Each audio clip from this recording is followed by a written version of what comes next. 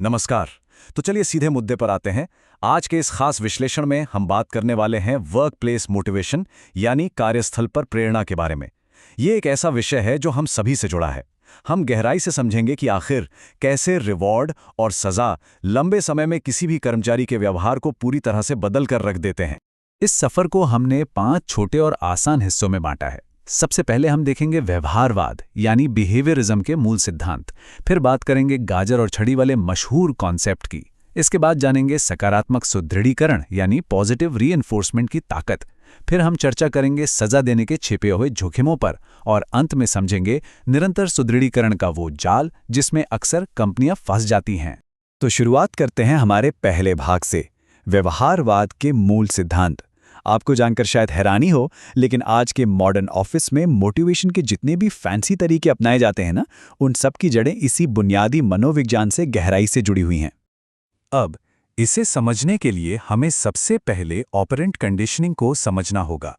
आसान भाषा में कहें तो विकिपीडिया के अनुसार ये एक ऐसा सिद्धांत है जो कहता है कि अगर किसी काम को करने के बाद आपको कुछ अच्छा मिलता है, यानी सकारात्मक परिणाम, तो आप उस काम को बार बार करना चाहेंगे, है ना? बिल्कुल। और वहीं दूसरी तरफ अगर किसी काम का अंजाम बुरा हो तो आप उससे तौबा कर लेंगे। देखा जाए तो यही रीइंफोर्समेंट थ्योरी का बिल्कुल आधारभूत स्तर है। डैनियल पिंक की ड्राइव थ्योरी का एक बहुत ही शानदार कोट है। वो कहते हैं, अपने कर्मचारियों से ज्यादा प्रोडक्टिविटी निकालने के लिए आपको उस व्यवहार को इनाम देना चाहिए जिसे आप चाहते हैं, और उस व्यवहार को दंडित करना चाहिए जिसे आप रोकना चाहते हैं। ये बात सुनने में बहुत सीधी लगती है, खासकर उन उबाऊ और नीरस कामों के लिए जहां इंसान का व्यवहार सिर्फ फायदे या नुकसान पर निर्भर करता है। लेकिन रुकिए, यहीं से तो इस पूरी कहानी में एक दिलचस्प मोड़ आता है।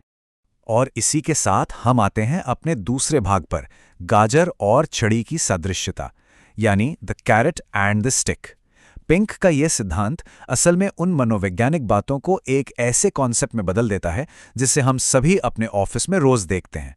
और ये बात इस कॉन्सेप्ट को बहुत ही शानदार तरीके से दर्शाती है। सोचिए, एक तरफ है गाजर यानी एक मुस्कुराता हुआ अंगूठा जो सकारात्मक प्रेरणा या इनाम का प्रतीक है, और दूसरी तरफ है छड़ी यानी एक गुस्से वाला अंगूठा जो सजा या नकारात्मक नतीजों का प्रतीक है। ये कॉर्पोरेट दुनिया का यकीनन सबसे पुराना और सबसे चर्चित आजमाया हुआ नुस्खा है।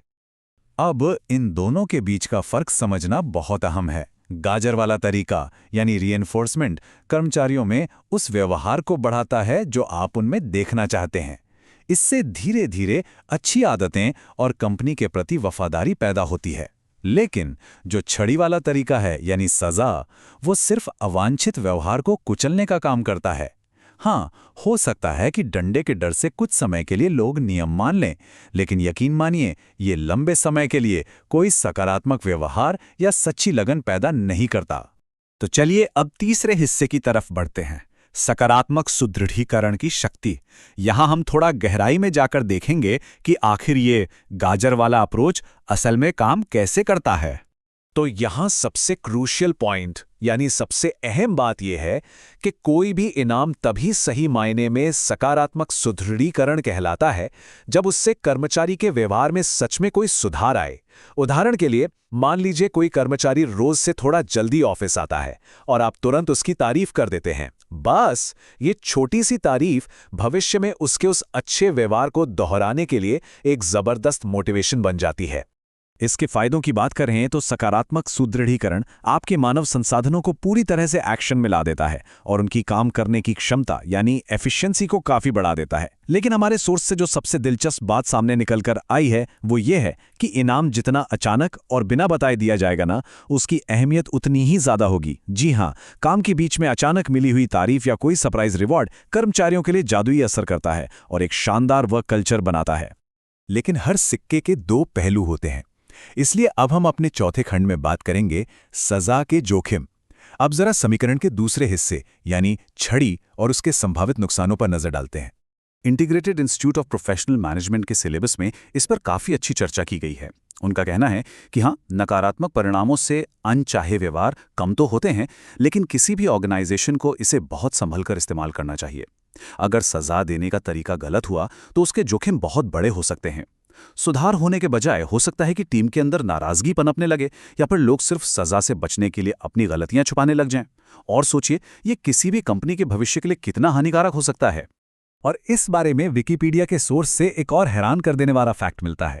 क्या आप सोच सकते हैं कि कभी-कभी सजा का सिस्टम उल्टा भी पड़ सकता है? जी हां, अगर ऑफिस में किसी के आक्रामक व्यवहार या एग्रेशन को गलती से भी सराहा गया या अनदेखा करके आगे बढ़ने दिया गया, तो असल में आप भविष्य के लिए उस आक्रामक रवैये को और मजबूत कर रहे हैं। इसका सीधा सा मतलब ये है कि अगर रीइंफोर्समेंट के सिद्धांतों को ठीक से नहीं समझा गया, तो ऑफिस अनजाने में उन बुरी आदतों को ही बढ़ावा दे सकता है जिन्हें वो असल में जड़ से खत्म करना चाहता था।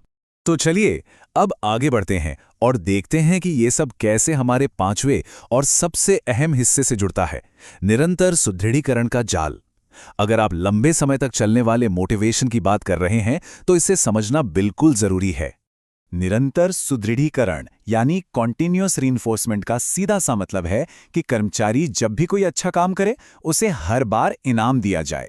शुरुआत में जब कोई काम नया नया सीखा जा रहा हो तब तो ये तरीका काम और उसके अच्छे नतीजे के बीच एक पक्का रिश्ता बना देता है, लेकिन सच कहूं तो इसके अंदर एक बहुत बड़ा और खतरनाक जाल बिछा हुआ है। अब इस बारे में जो सबसे दिलचस्प बात है वो एक बहुत ही आम सी मिसाल से समझी जा सकती है, एटीएम मशीन की सादृश्यता। जरा सोचिए, आप एटीएम में अपना कार्ड डालते हैं, लेकिन अगर मशीन से पैसे ही बाहर ना आए तो क्या आप बार बार कार्ड डालते रहेंगे? बिल्कुल नहीं। आपका मशीन चेक करने का वो व्यवहार तुरंत वहीं बंद हो जाएगा। ये आसान सी मिसाल हमें बहुत गहरी बात सिखाती है। जब इंसान को हर बार इनाम मिलने की आदत पड़ जाती है, तो जैसे ही वो इनाम रुकता है, वैसे ही उसका अच्छा काम करना भी तुरंत रुक जाता है। और यही वो सबसे बड़ा निष्कर्ष है जिसे हमें ध्यान में रखना है। यह व्यवहार में स्थायी परिवर्तन उत्पन्न नहीं करेगा।